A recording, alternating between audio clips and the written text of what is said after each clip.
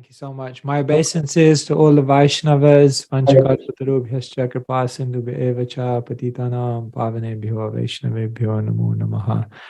Thank you so much, Sahadev Prabhu and all the devotees for again welcoming me so warmly.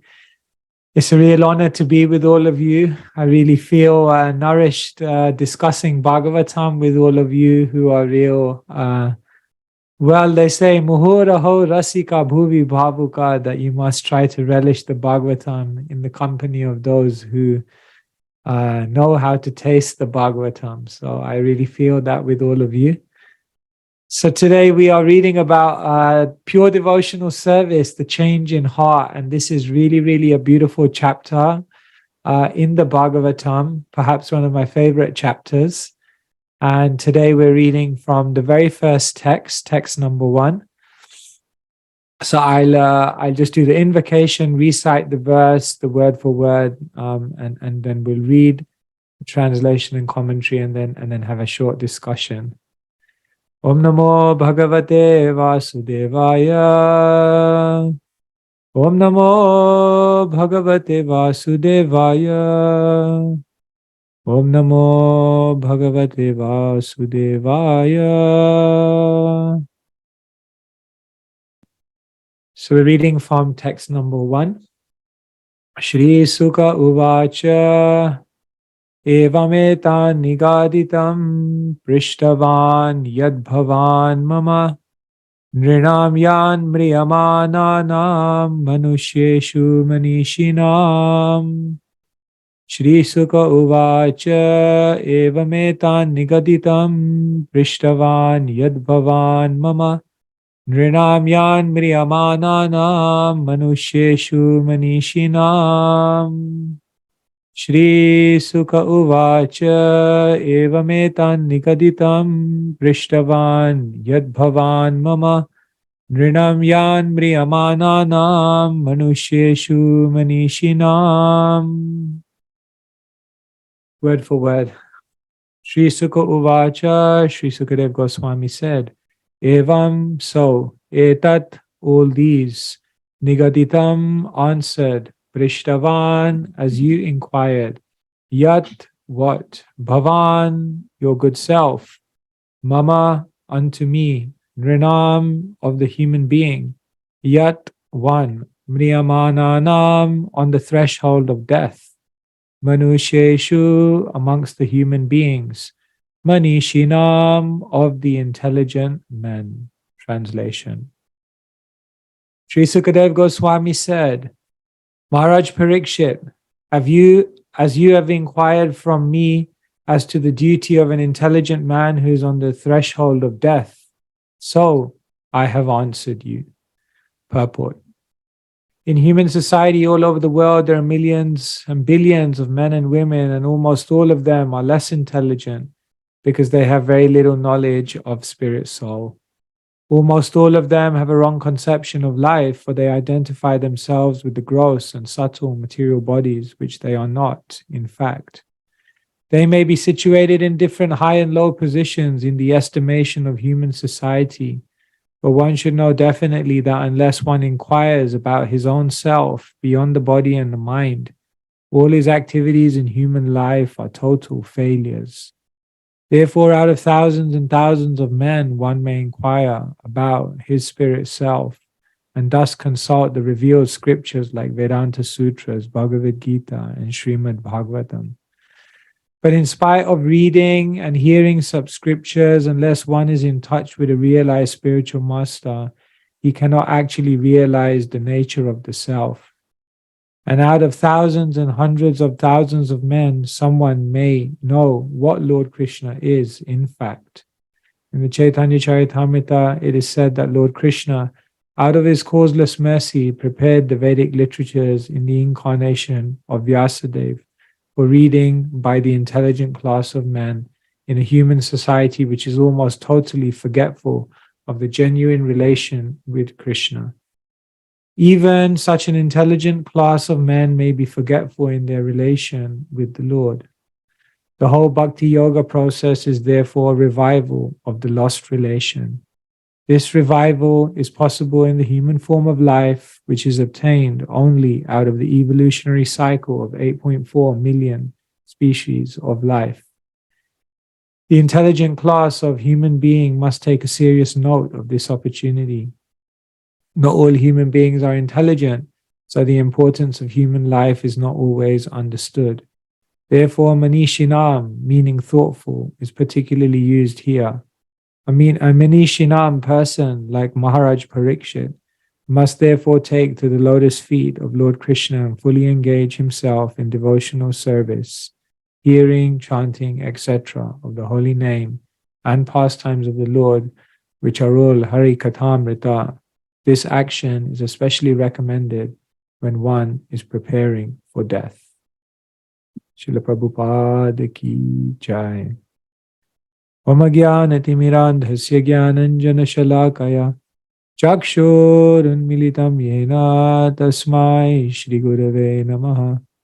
Shri Chaitanya Manobhishtam Stapitam Yena Bhutale Svayam Rupa Kadamayam Dadati Swapadantikam Vandeham Shri Guru Shri Yuta Padakamalan Shri Gurun Vaishnavamscha Shri Rupam Sagrajatam Sahagana Raghunathanvitam Tam Sajivam Sadvaitam Savadutam Barijana Sahitam Krishna Chaitanya Devam Shri Radha Krishna Padan Sahagana Lalita Shri Vishakhanvitamscha He Krishna Karuna Sindhu Dinabandhu Jagatpate Gopesha Gopika Kanta Radha Kanta Namostute Taptakanchana Gaurangi Radhe Vrindavaneshwari Vrishabhanusute Devi Pranamami Hari Priye Vanchakalpatarubhyascha Kripa Sindhubhya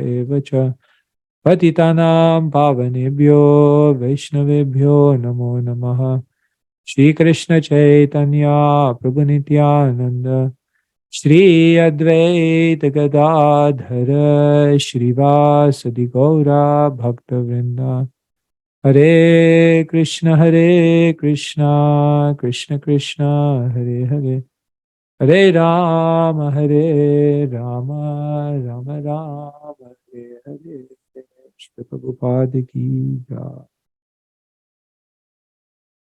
Nice to see you all. Sadhguru, is it possible to get sharing rights? Yes, Maharaj. Yeah.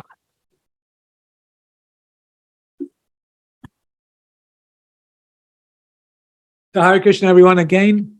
We are reading the second canto of the Bhagavatam. It's very, very wonderful because, as we know, at the end of the first canto of the Bhagavatam, Parikshit just asks this question. It's like, sometimes they say if you have one wish or you can ask one question, which question should you ask? So Parikshit just like hits the nail on the head. He just asks this question, which is just gets to the root of everything, that what is the duty of someone who is about to die? And basically in this verse here, in the beginning of the third chapter, Sukadev Goswami said, that's it, I've answered it. In 2 chapters, I've answered everything.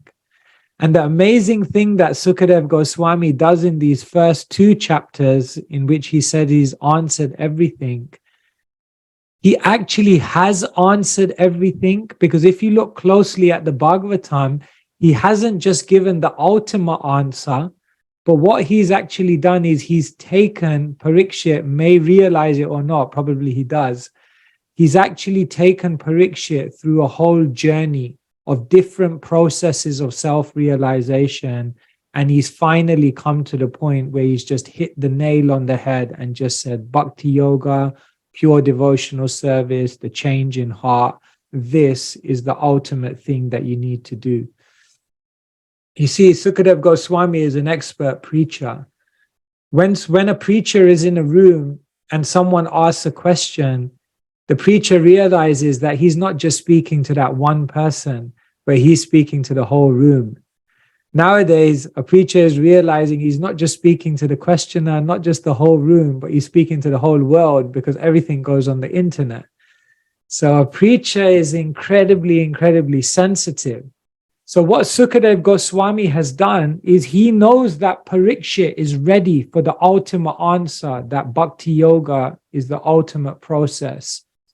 But Sukadev Goswami is looking out and he sees representatives of all the different darshans of Vedanta. He's seeing those who are into mystic yoga. He's seeing those who are into Sankhya. He's seeing those who are into Karma Mimamsa. He's seeing those who worship the universal form. And therefore, what Sukadev Goswami does is he goes through a progression. And he says, if you want to know what you should do at death, the real thing is you have to make connection. But there are different ways to connect. One way is you can connect through the universal form. In other words, there's a form of God that you can recognize in the world around you immediately and use that as a stepping stone to go further. But then later on, he says there's something further you can do even beyond that, which is that the Lord is not just in the universe, but he's in the microcosm of your own heart. So look for the Lord within. Look for the super soul who's dwelling with you, who has been on the journey through this material world with you for many lifetimes. And then he says, and then there are others, and they approach the universal demigods, the controllers of the cosmos. And he says, you can also approach them if you want material things. So like this, he's going step by step, and he's actually establishing that ultimately, these are all ways you can connect, but the ultimate way that you're going to connect is through Bhakti Yoga. Now, I just want to share something with you. One of our beautiful commentators, just give it 1 second. I think my screen is just loading for you.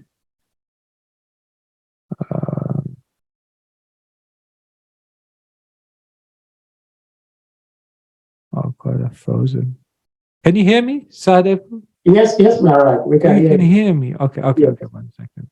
Sorry, it had just frozen there for a second. Sorry, just bear with me. Yeah. Yes. Can you see a blank white screen? Yeah, it is. You We- can see the blank white we screen. can see Okay, it. great. So our different commentators, they help us to understand the Shastra in different ways. And what one of the ancient commentators does is he gives a beautiful depiction of the Bhagavad Gita. And he says the Bhagavad Gita is actually like a jewel box. And what he says is that the first 6 chapters, sorry, that says first. The first 6 chapters of the Gita are like the base of that jewel box, because understanding karma yoga, understanding how to navigate this world and connect your immediate activities are incredibly important. They're the foundation sometimes of spiritual life, because right now, tomorrow, you got to wake up and live in this world. So karma yoga is like the basis, he says, of this jewel box that the Bhagavad Gita is described as. And then what he says is that the box on the top is like the third 6 chapters, the final 6 chapters of the Bhagavad Gita, which are all about Jnana Yoga. And he says Jnana Yoga is the lid because it's protective. It's basically helping you to be free and detached from the influences of the world. So he says in this way, the first 6 and the final 6 are like the base and the lid of the jewel box. But then what he says is that the jewel inside is basically the middle 6 chapters of the Gita, which we know are all about Bhakti Yoga, because we know that Bhakti Yoga is the ultimate treasure that the Bhagavad Gita exists to give.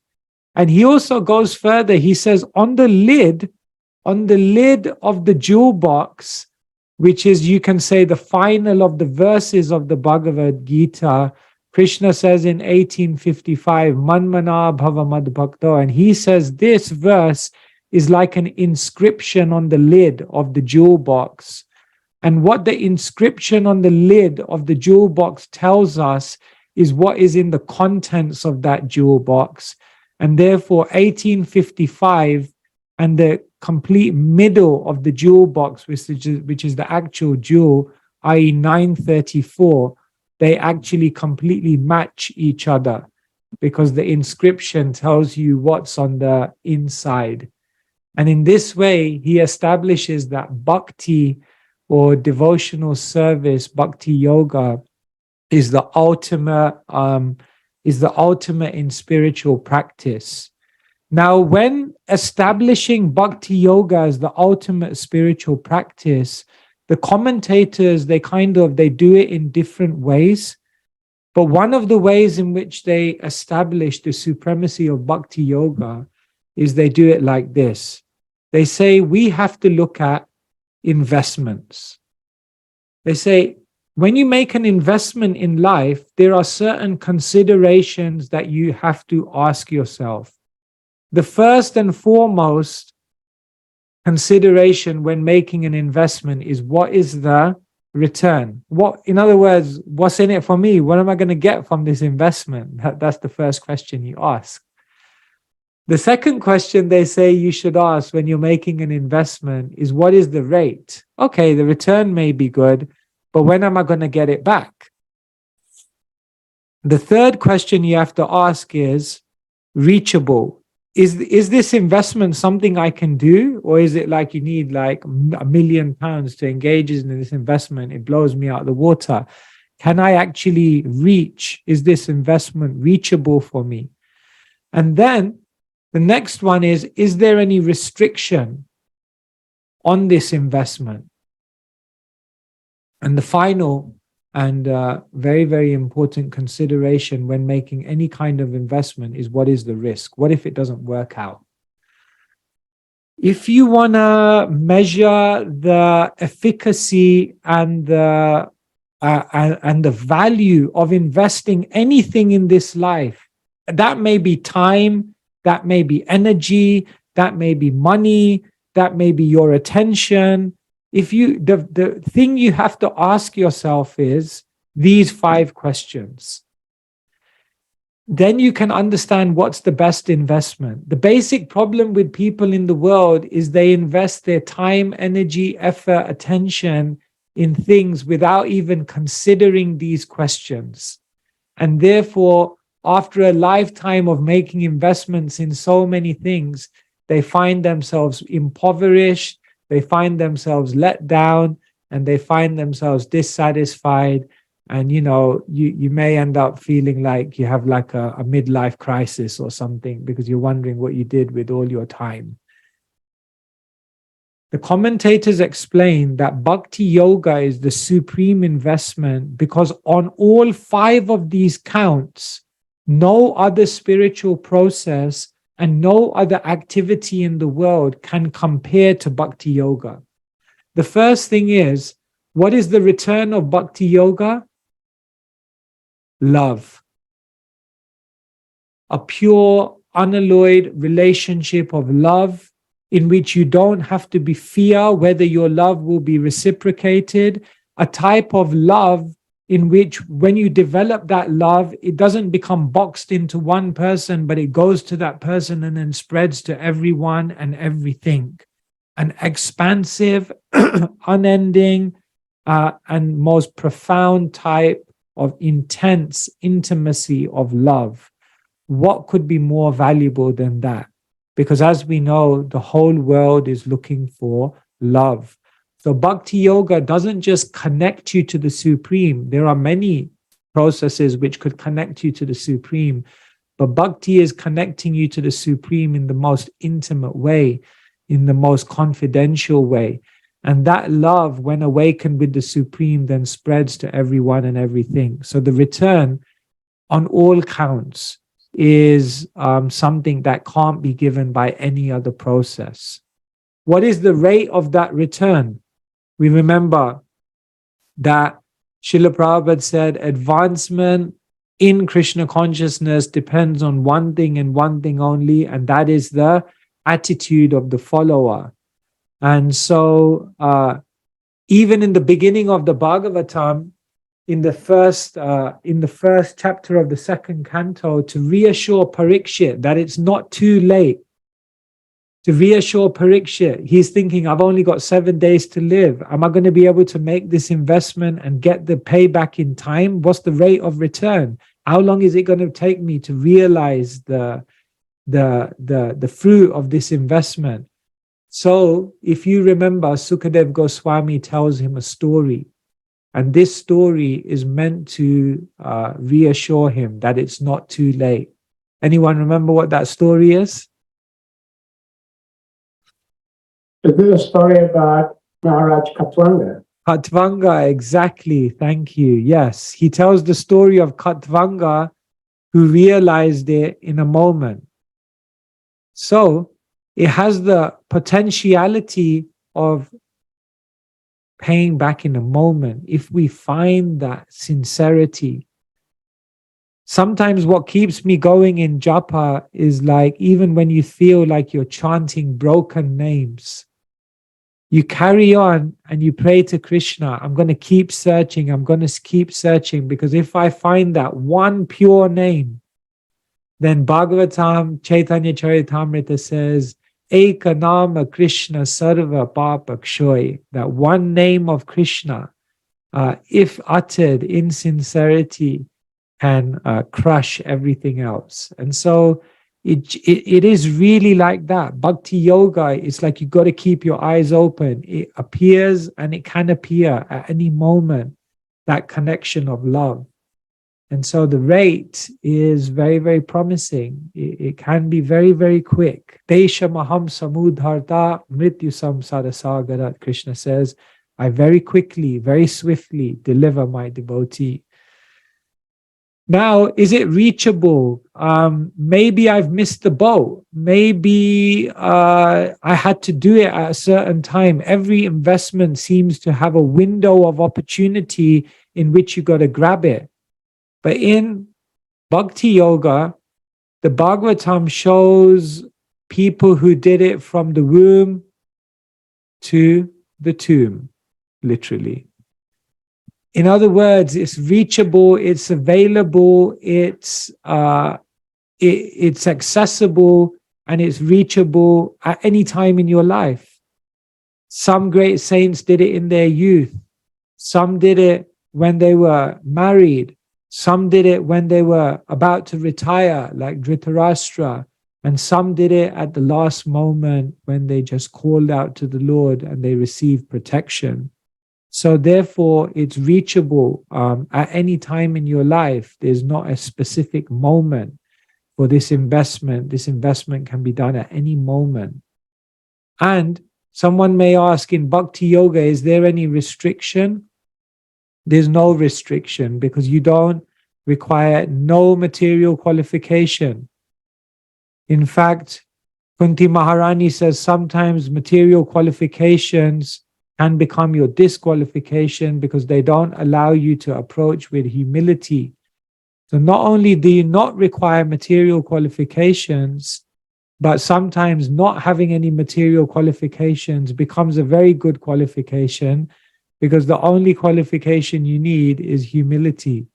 And this, in this age, when most of us are practically unqualified, our disqualification or lack of qualification becomes our biggest qualification, because even our great saint Narottam sings, Mosama Patita Prabhu Na Pai Behar. You are Patita Pavan, Lord Chaitanya, and therefore my claim is first, because no one can be considered more unqualified than me. And therefore there's no restriction in this investment. And not just that, someone may say, yeah, but it's risky, I may miss out on something. No, you never miss out on anything, because bhakti is joyful now, it's joyful in its maturity, and it's joyful in its perfection. And not just that, if one, therefore no one misses out on any joy in their life. And not just that, if at the end of this life you don't manage to finish up this investment, while all other investments generally go to zero and you have to begin again, Krishna says, you continue on. Neha bikramanaso sti pratyavayo navidyate, there's nothing to lose. And so what Sukadev is doing with Parikshit and all the sages who are assembled at the bank of the Ganga to hear this conversation, Sukadev is systematically establishing that bhakti is the most powerful thing one can be doing in their life. Remember, it's like a jewel box. And that jewel box, while supported by a base and a lid, ultimately the treasure is within. And that treasure is so simple, so beautiful, so sublime, and so incredibly valuable that it will actually fulfill everything that we're looking for. So here in these first verses of the third chapter, in this chapter, what Sukadev Goswami is going to do is he's going to talk more now. He's established bhakti is the ultimate goal, and then he's going to explain how to utilize all your limbs, how to use all your senses, how to use all of your capacities in service to the Supreme Lord. And in this way, he is answering Parikshit's question, what is the duty of someone who is about to leave this world? When I read this part of the Bhagavatam, one thing that I really draw as the main question, you see, when I read Shastra, one of the things I ask myself whenever I read a verse or a passage, I say, what's the bottom line here? Like, what's the main teaching that I'm supposed to take away from this? And for me, when I read this verse and these sets of verses where Sukadev is facing the inevitability of his death head on, then what comes to me is this beautiful disposition of a Vaishnav. That a Vaishnav is loving life and simultaneously embracing death. Now, some of you may sound familiar because I've written a book like this called Loving Life, Embracing Death. It was about one of our monks.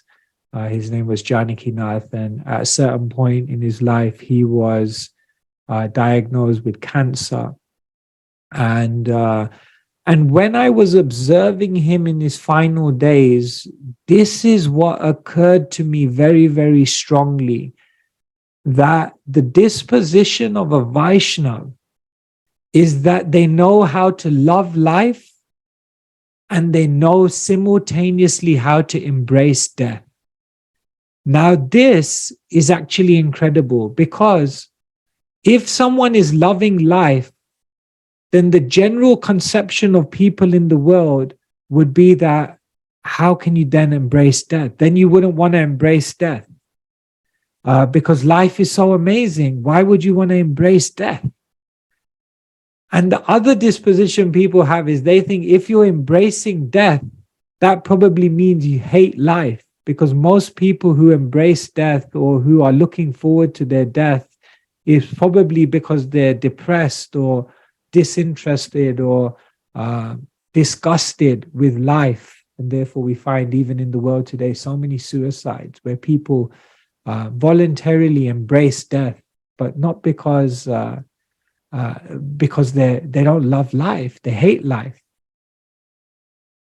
And therefore, but shall I tell you what? The vast majority are not able to love life without embracing death. The vast majority are not even able to embrace death, even though they don't love life. The vast majority of people can't do either of these.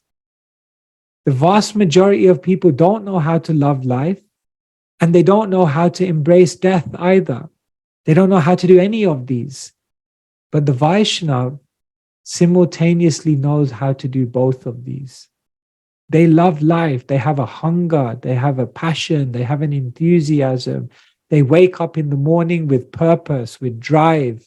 I often say that the best alarm clock in the world is purpose.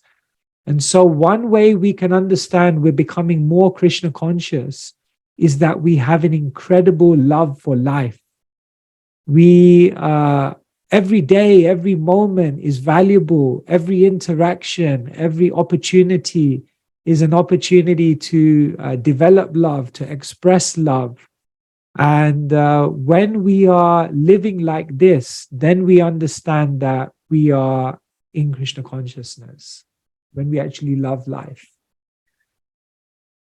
In his book, Man's Search for Meaning, Viktor Frankl, who was at a concentration camp, he writes something incredible, because he was surrounded by death. He was surrounded by people who were just being gassed, tortured, people who were just waiting to die, and people who had everything taken away from them, not just their possessions, not just their relationships, but they had their dignity taken away from them.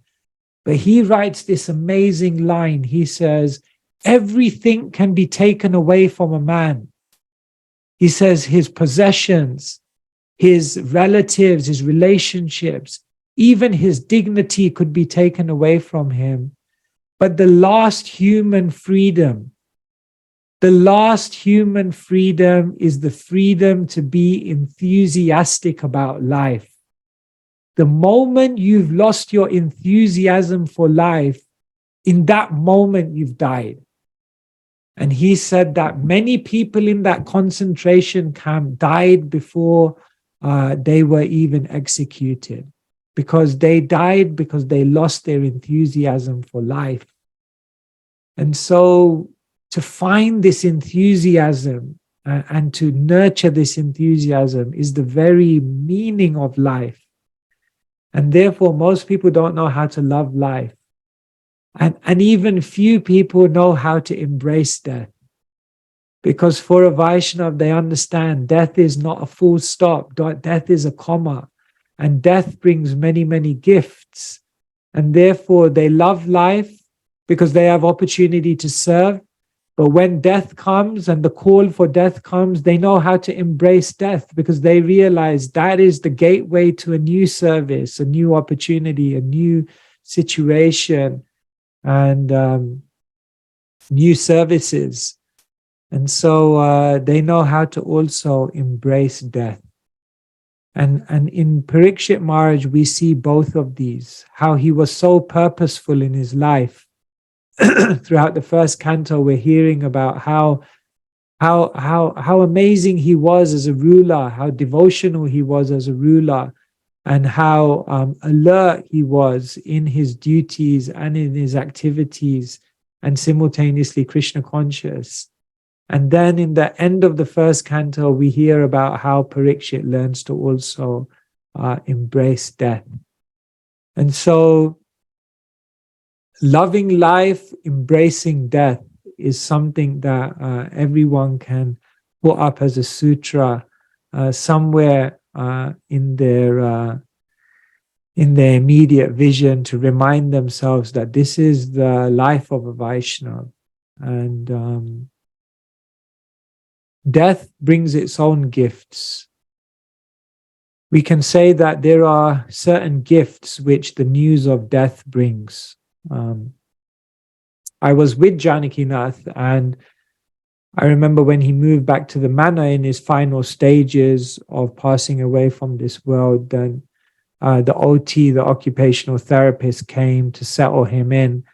And then he said I walked him out. Janakinath was in the room, and I walked the OT to the car park. And on the way there, I asked him, I said, okay, how long has he got? And he hesitated. I said, no, just say. And he said 3 months, maybe more. He said most likely less. It ended up less. And I walked back into the room where Janakinath was, and I was somewhat crestfallen. And he could see that, and he said 3 months, right? And I said, yeah. He said maybe more, could be less. And in that moment, I thought, what goes through the mind of someone who realizes they've only got 3 months to live? Like, it's so difficult to understand what must go through the mind of someone when that reality of death is so sure and so close. Of course, that's for all of us, because we know it could happen at any time. But in this case, it was very, very clear. And then I started having a conversation with Janakinath about this, about, the reality of death approaching. And then we started, we said, all right, let's sit down and let's brainstorm the gifts that come from knowing you're about to die. And then we naturally got into a conversation about Parikshit and the first canto. And the first gift we came out with is, we said, priority. The thing that death does better than anything else in the world is it helps you to remember what is important. It reminds you of the critical things that we have to do now before time runs out. When the reality of having to leave our possessions, our positions, our profiles and everything, when the reality that we have to leave all of that behind dawns, then it promotes all the other important things up the list. And therefore, the first gift of learning you're going to die, or for a Vaishnava, it gives you, it reorders your priorities. It reorders that list. And then we said not just priorities, but urgency. Death also reminds you that there's not just all these bunch of important things that you need to do in your life, but you need to do them now, because our chronic tendency is always to put things off till later. And so death brings not just priority, death brings urgency. In Parikshit's life, we also see how death brings humility. You see, Parikshit was so powerful. Parikshit was so influential. But when this young boy, Sukadev Goswami, he was just you could say he was a teenager. When he came, it's hard for us to imagine that here you have probably two personalities who, from the material point of view, are at complete ends of the scale. You have Parikshit, who's so powerful, influential, the complete emperor of the, of the universe, you can say, the whole empire. And then on the other hand, you have this like unknown mendicant who's like a young teenager. He's not even wearing clothes.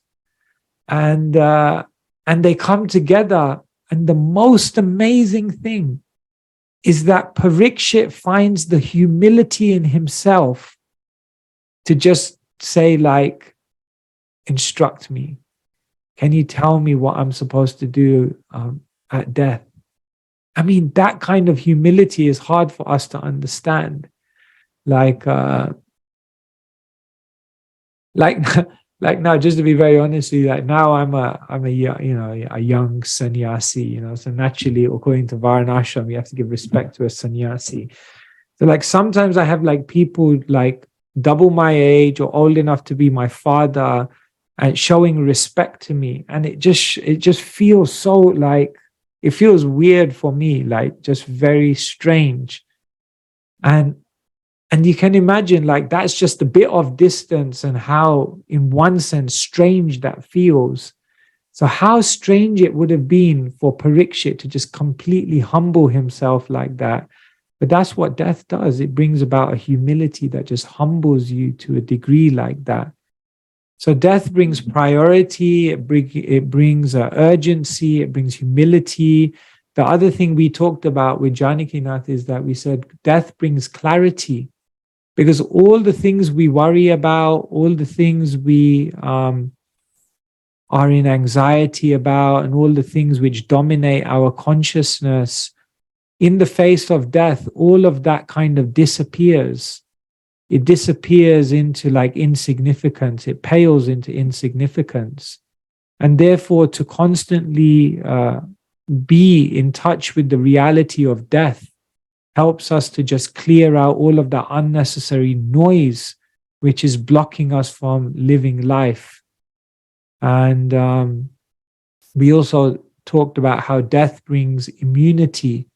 Because when you face the reality of death and you face that fear of death, then every other fear in your life, it doesn't hold the same grasp on you. It just doesn't feel, it doesn't bring any fear anymore, because what can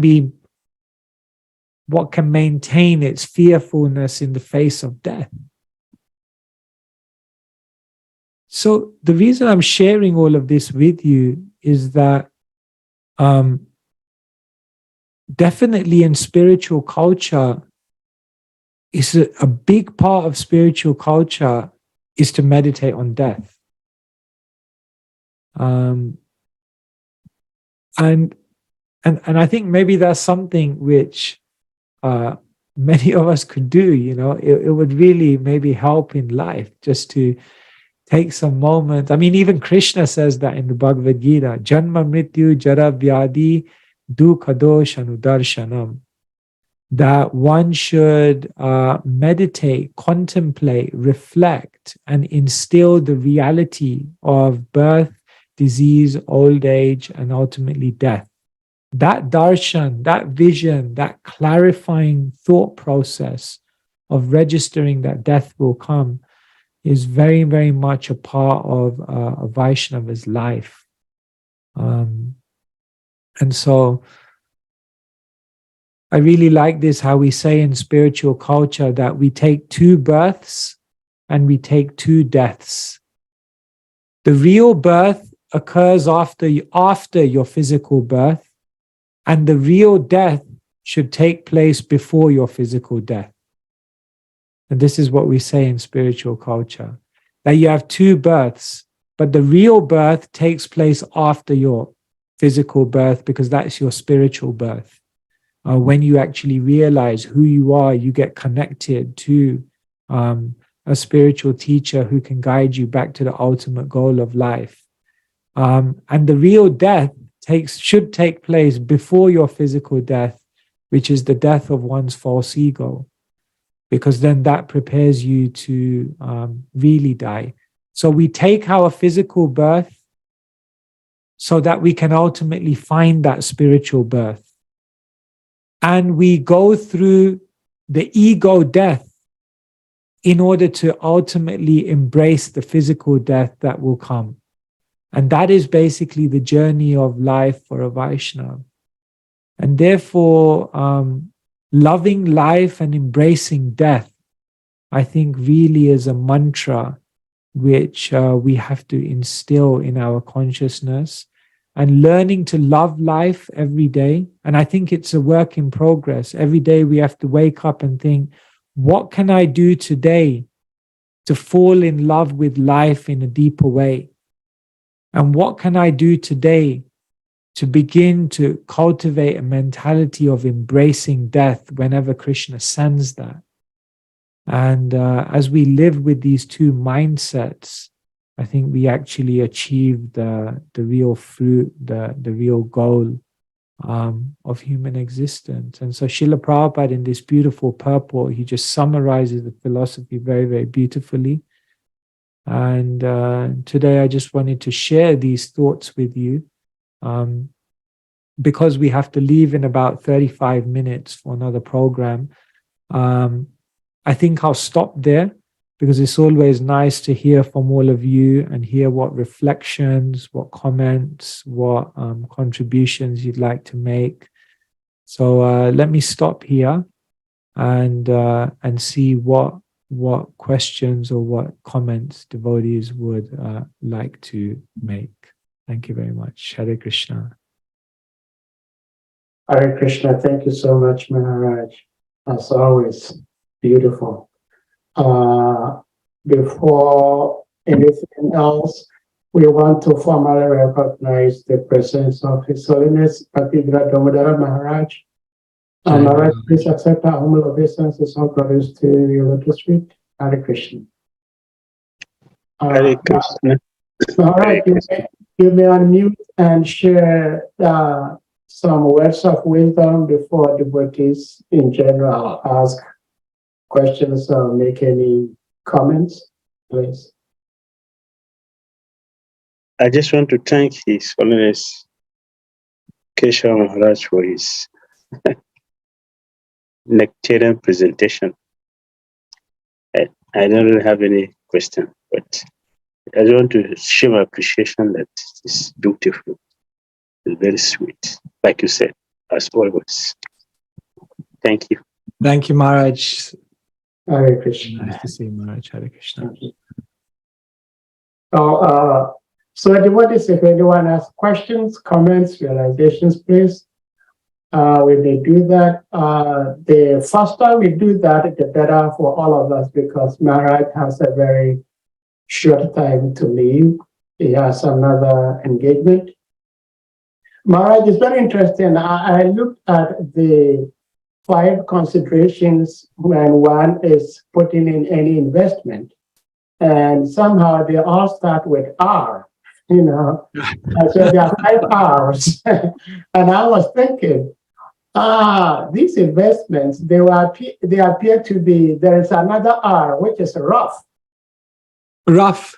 Yes, they may appear to be rough, but eventually it's going to pay off. So Yes. The window service may appear to be rough at times, if not all the time, to most of us, but eventually it's going to be paying off beautifully. So if we just endure. Mother Mitravinda Devi, please give me unmute. Hare Krishna. Mitravinda Devi. Hare Krishna, Hare Krishna. Yes, please accept my obeisances, all gracious Prabhupada. I just wanted to thank Maharaj for opening these doors of greater understanding effortlessly.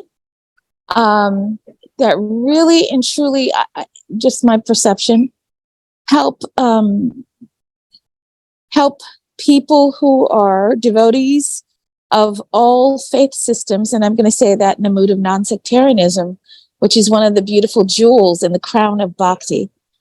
But you open these doors that create understanding for everyone, for us as bhakti practitioners and devotees of bhakti to share this information, but also your reflections on death, dying, understanding it, embracing it,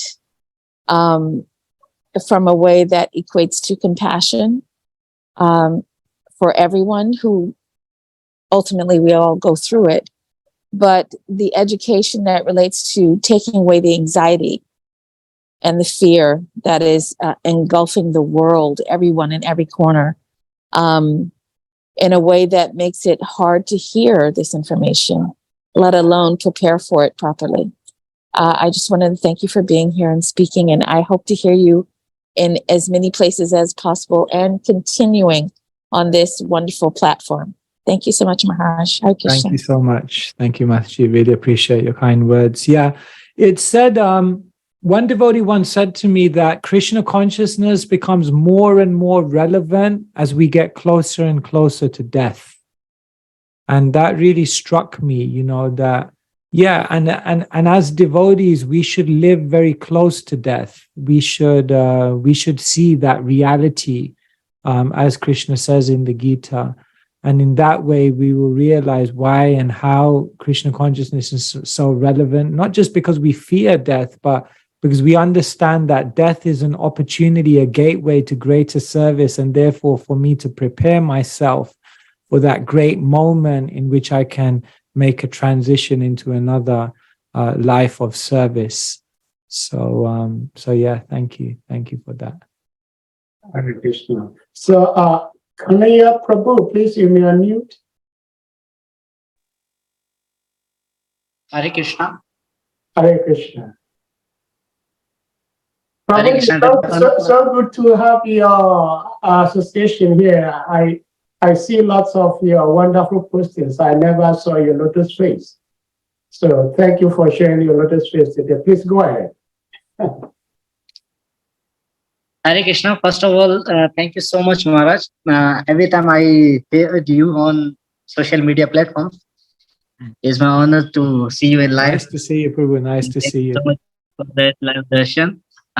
Maharaj, my question is this: that how we get to know that the service which we are doing is accepted by Krishna or not? Because sometimes we are not doing it correctly, and sometimes, and how we know that are we advancing in bhakti or no?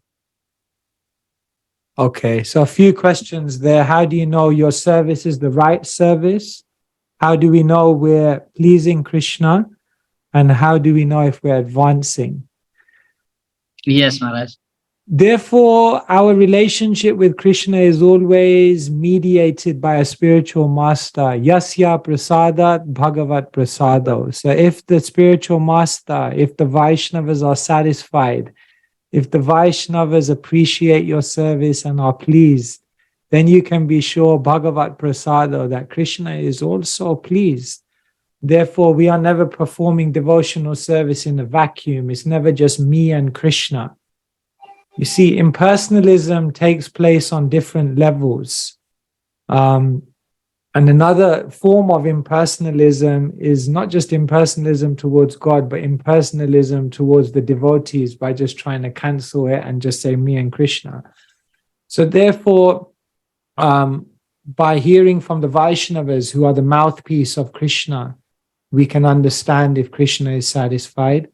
But the other way you'll know that Krishna is satisfied is because genuinely in your own heart, you will feel satisfaction when you render devotional service. And this is also a sign that your devotional service is effective, because the Bhagavatam 11th canto gives a beautiful analogy. Bhakti pareshanu bhavo viraktir anyatra chaisha trika eka kalaha. Prapadyamana yathashnata shustusti pustik shud apayonughasham. This analogy says that when you eat, tushti, the first thing is you feel joy. Pushti, the second thing is you feel nourishment. And kshud apayo, the third thing is that you feel freedom from hunger. So the Bhagavatam says when you perform devotional service, tushti, you should feel some joy. You should feel some genuine happiness in the heart. Then pushti, you should feel nourished that I am experiencing Krishna. I feel Krishna in my life. I feel Krishna's touch. I feel Krishna's embrace. I feel Krishna's involvement. I feel Krishna's interest in my life. And third thing, shud apayo, just as you feel freedom from hunger when you render proper devotional service, freedom from material concerns, material anxieties, all of those things that used to hijack your consciousness. Now they are not sticking there so much. Things come, things go. It's more fluid. Nothing is just stopping there. So like that, we can understand. It's a very, very scientific process. Is that okay? Thank you so much, Maharaj. Maharaj, I want to ask one more question if you are okay. Yeah, sure. Maharaj, where I am living now, from last 2 years, here's no devotees association, even no any temple, no anything. I'm just living here alone. So I have just sung of devotees like online. So how to secure ourselves from Maya in this condition, because it's very difficult here. Yeah. Well, as you said, you have the online association. So the most important thing when you are with devotees is to have exchange of Hari Katha. Like in the final line of this purport, Srila Prabhupada says, therefore everyone should engage in Hari Katha to attain the ultimate goal of life. So you're not blocked. Remember, devotional service is apratihata. Apratihata means it's uninterrupted. No material situation can interrupt your devotional service. So what you should try to do, Kanaya Prabhu, is that rather than seeing all the things in this situation that you don't have, Try to see all the unique opportunities that are arising that previously you may not have had, right? You have to try to be positive. You have to try to see the opportunities.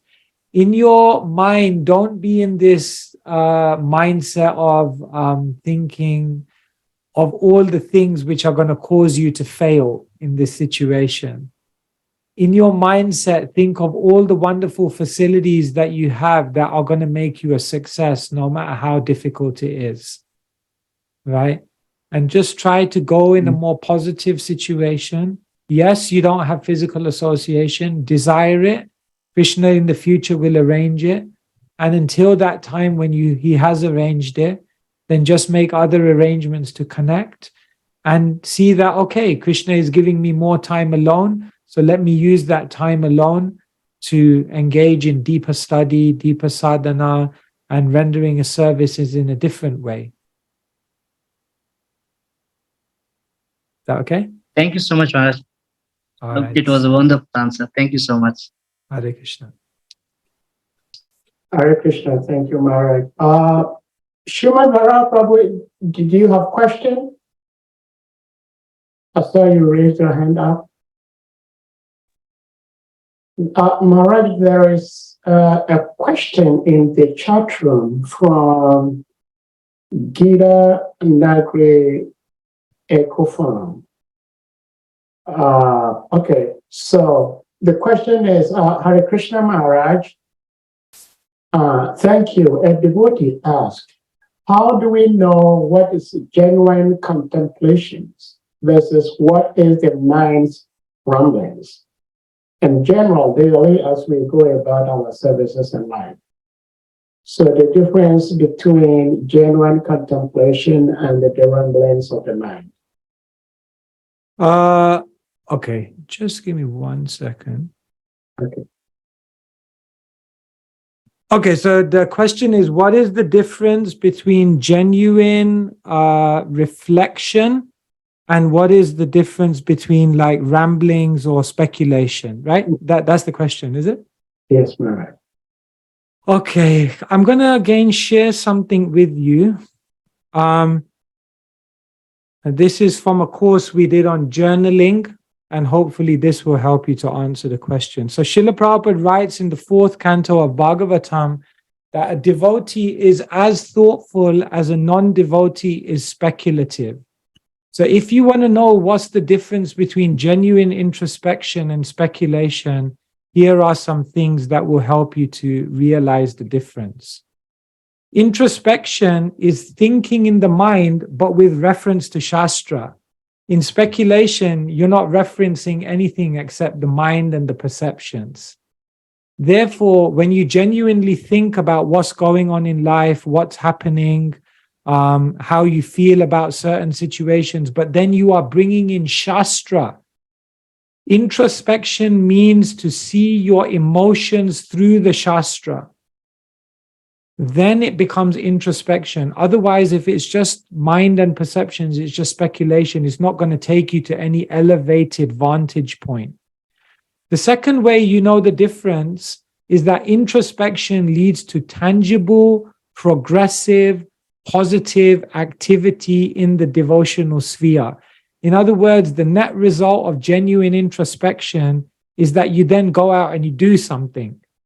If you've just sat around thinking about something for an hour and there's nothing or no practical thing that comes out of it that makes a difference in your life, there's a good chance it may just be speculation. Introspection is always in relationship to Krishna. In other words, when you're deeply thinking about something and bringing Krishna into the equation, then it's introspection. But when you're just thinking about yourself, me, my problems, my desires, my situations, my future, and Krishna doesn't appear in the equation of that thinking, then there's a good chance it's speculation. Introspection, if it's done properly, is always accompanied by consultation. In other words, introspection means you think deeply about something, you try to digest it according to Shastra, you come with tangible outcomes, but then you check it with a Vaishnav.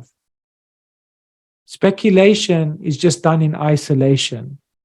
And therefore, it's just me, my thoughts, and my opinions, and that's it. And finally, the net result of introspection is that it will lead you to feeling progression and empowerment. It's progressive and empowering, whereas speculation is generally negative and limiting. And that's a telltale sign of the difference between the two. Yeah. So remember, a devotee should be, sometimes we think devotees should not think because thinking is being on the mental platform. No, a devotee should think, but not on the mental platform. A devotee should think, bringing in Guru Sadhu Shastra and be deeply introspective, because a devotee must be thoughtful. In fact, in the Bhagavatam, right in the beginning, it said that this Bhagavatam can be understood by the expert and thoughtful men. So we have to become very thoughtful. And there is a science to how that is done. Hope that helps. Thank you so much, Maharaj. So we'll go to Shimavara Prabhu, please, you may unmute. And devotees, especially if you're asking questions and it's possible, there is a clause, if it's possible, then you may turn on your videos, please. Shimavara Prabhu, please unmute and go ahead.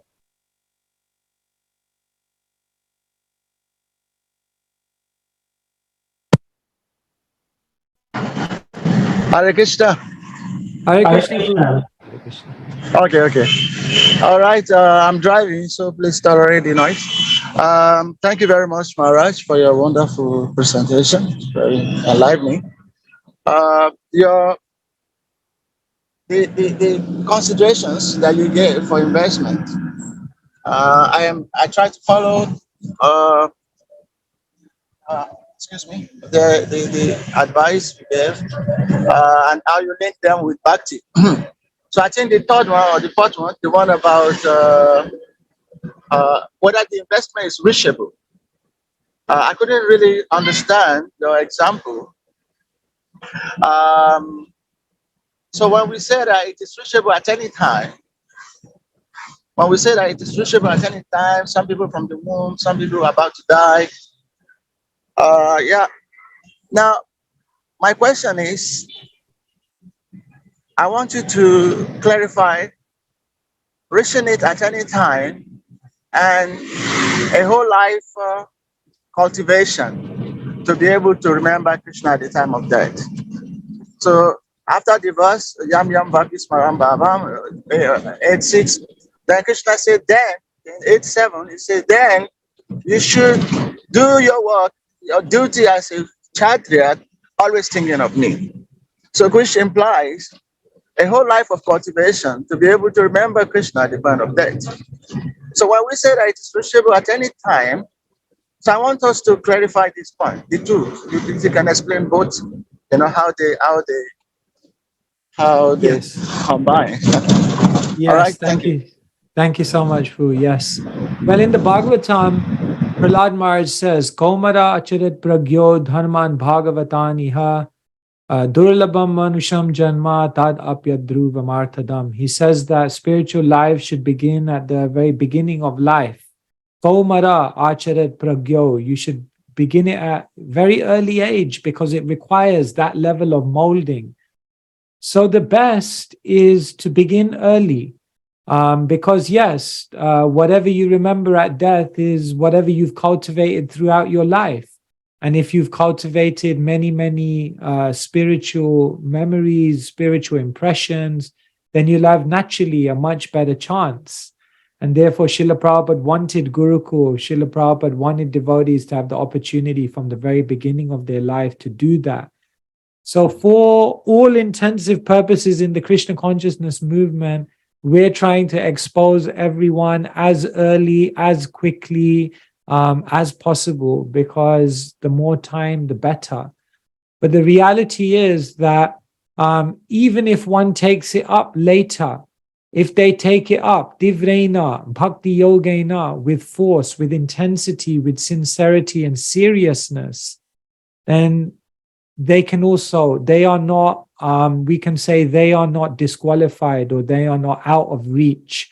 They have not missed the window. We can say it's harder. We can say they'll have to work harder. But it's not impossible, because that's what the Shastra, that's what the Bhagavatam is telling us. So there's an ideal, and then there's also exceptional situations where even if those ideal conditions aren't met, someone can still attain perfection. And in that sense, bhakti doesn't strike anyone out. Although you're right, bhakti generally requires a lifetime, if not many lifetimes, of groundwork before it can actually work.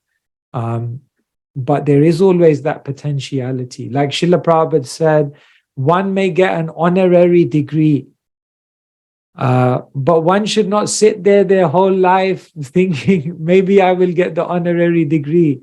Probably better thing is get yourself into the classroom and start studying. And if somehow an honorary degree comes, otherwise at least you're studying and you can earn the degree. So that is our situation. But we have to remember that the honorary degree, Krishna's grace, that potentiality of bhakti to spark within someone very quickly is always there. And that should give hope to the devotees, no matter what's happened in their life, that they can take it up and still achieve perfection.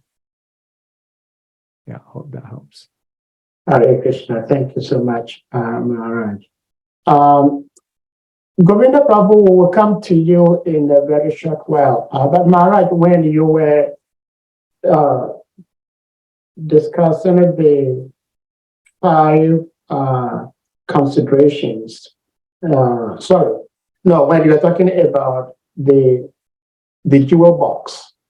Jewel box, yeah. The jewel box. And you said the lid of the jewel box, which is like the caption telling you what could be found inside.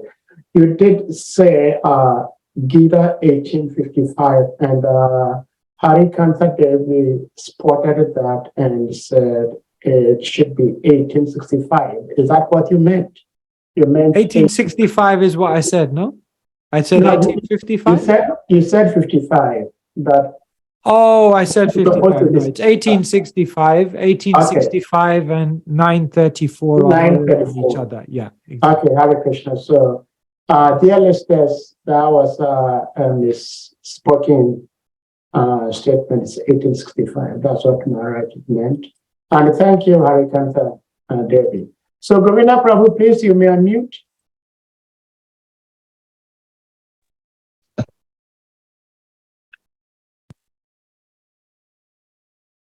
Hare Krishna Maharaj, please Hare accept Krishna, my respectful Bhagavad obeisances. Gita, All glories to your lotus feet.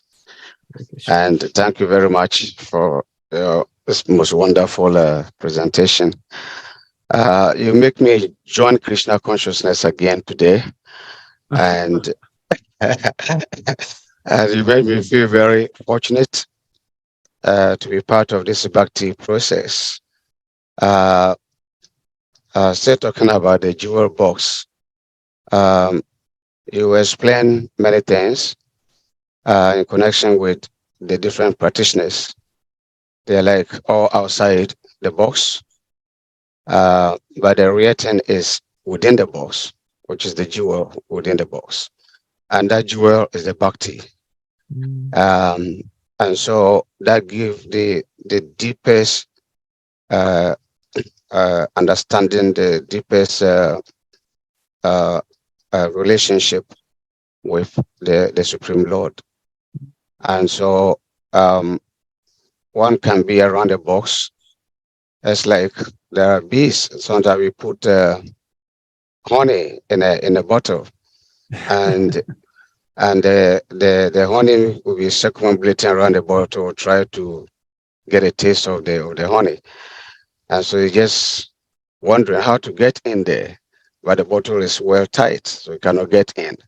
So your explanation is just like that, like all these processes like jnana, karma, and all that they try to get into the box. But ultimately, you have to open the box and actually touch the jewel within the box. And so Bhakti Yoga stands for that. Thank you very much. So, but the question is, so when we say Bhakti, the English translation of Bhakti is called devotion or love. So, what is are there different type of love, or love is one? Because I'm asking this because if Bhakti is a real thing, and the Astanga yogis, the Karma yogis, and all other yoga processes, they are also they think that they are cultivating love. They think what they are doing is love. So also the other religious bodies like Christians and Muslims and all others, they think they are cultivating love, and they believe they are cultivating love, and they believe that they have that love, they have acquired it. And so could you please explain the difference? What is this love? What is this devotion? Wow. That is my Yes. Thank you, Govinda Prabhu. Yeah. You've asked a very deep question. my first question, but there's a second question. I would like you to finish this one, please. Okay. Yes, you've asked a very deep question. So, what is this love actually? Actually, the word bhakti comes from the Sanskrit root bhaj. And bhaj, one meaning that's given is to share. So sometimes some commentators, what they say is bhakti actually means to give your heart, to give the most value, to give your very self. To give your heart means to give yourself.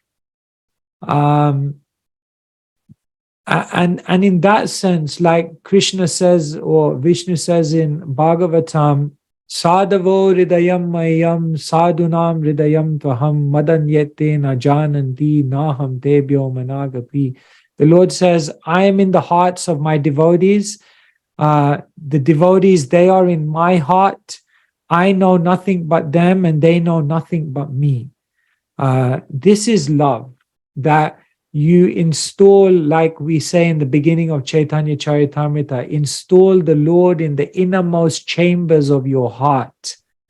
In other words, get to the most confidential place of your entire being. And then you are able to experience what love is. Sometimes when we're talking to newcomers, we say like this: you begin Krishna consciousness by giving the first day of the week. The first day of the week means Sangha. On a Sunday, you go to the Sunday program, and that's spiritual life. The second part of spiritual life is you give the first hour of every day. So that means after you've come on a Sunday program, the next thing you're supposed to do after you get association is do sadhana. Give the first hour of your day. But then we say the next part of spiritual life is you're supposed to give the first portion of every plate. In other words, you start offering prasadam and you do some active service.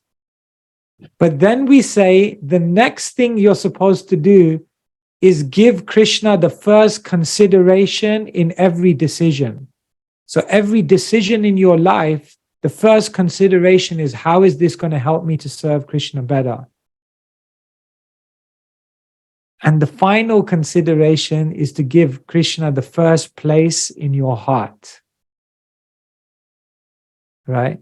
So this is how spiritual life goes, where it's entering into a deeper and deeper, more confidential. First, it's just the first day of the week. Then it's the first hour of the day. Then it's the first portion of the plate.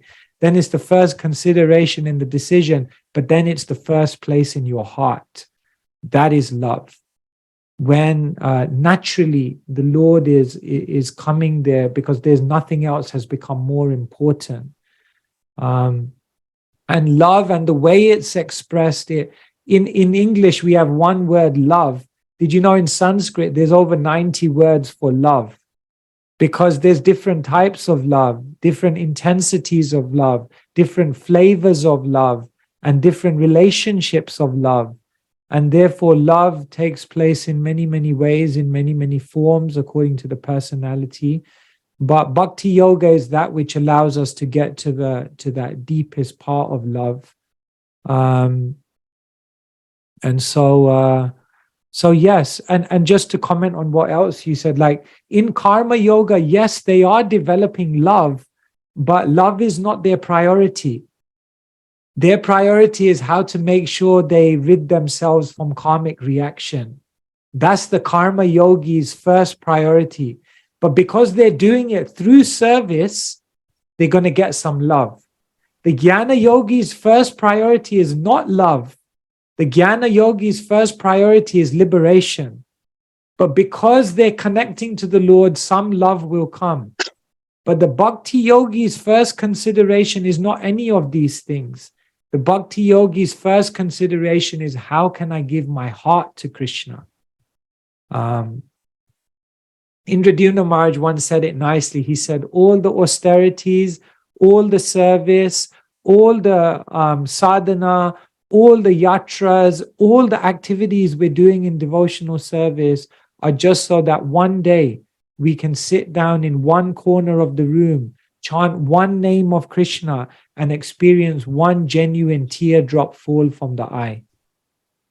If we come to that point of developing some love, genuine love, anya bhilashita ashunyam, with no other motivation behind it, that is bhakti. So, but your question is so vast, I don't know. I just had to say a few things on it. Thank you, Maharaj. Thank you very much. And can I just share one other thing, just what you inspired me, because you were talking about the jewel box, and you were saying like how, you just triggered a thought within me that like, and I just want to share this with you because I think it's also appropriate for your question about love. Like I was talking about the jewel box, and the idea is that the Shastra, what we're trying to do is get beyond the base, get beyond the lid, get beyond all the other things, and ultimately get to the essence of what that Shastra is teaching us, which is bhakti, right? But one thing I also want to share with you is that the Krishna consciousness movement is also like a jewel box, right? And what it is that different people interact with the Krishna consciousness movement on different levels. And some people deal with the kind of the box of the institution. And I say that's the identity, the social identity of the Krishna consciousness movement. And for me, that's the box. But then when we get to a deeper part of the Krishna consciousness movement, it's not so much that the Krishna consciousness movement is a social identity, but it's almost like the velvet that you find inside the jewel box, which is like, I would say, like the process that the Krishna consciousness movement is giving you, the opportunities to serve, the opportunities to hear and chant, and the process of Krishna consciousness. But the very core of the Krishna consciousness movement is Krishna, the person. And so sometimes I feel as devotees, we should be very, very careful, because sometimes we only relate to sometimes the external parts of the Krishna consciousness movement, and we forget that is actually meant to connect us to Krishna, the person. That's the real jewel inside. And that the movement and the mechanics of the movement and the arrangements and the different things are the vehicle through which we give that bhakti. But the bhakti, we shouldn't forget that is the real thing. Anyway, so yeah, I just wanted to share that as well. Well, thank you so much, Maharaj. Maharaj, I am looking at the time, and this is the challenge, because when you have something sweet it's very difficult to let go of it.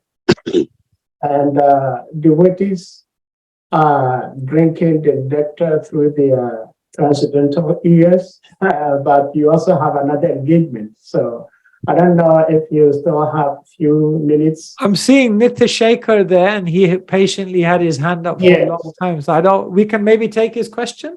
Okay. Hare Krishna. So Nitya, Prabhu, please unmute.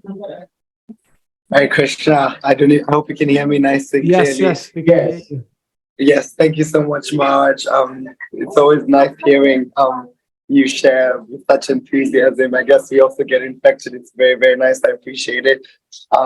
Maharaj, I had a question in regards to something you mentioned in the beginning of your talk.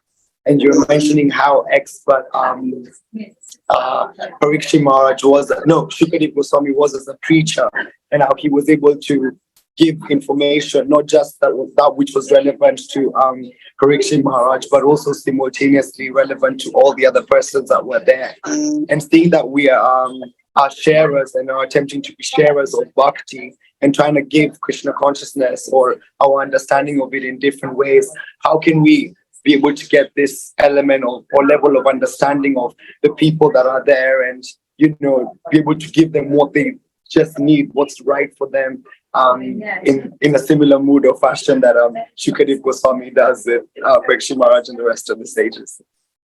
Thank you so much. Yes. I think I find that there are two ways in which we are really able to reach the hearts and the minds of people. One is a very mystical way, and one is a more practical way. Let me start with the mystical.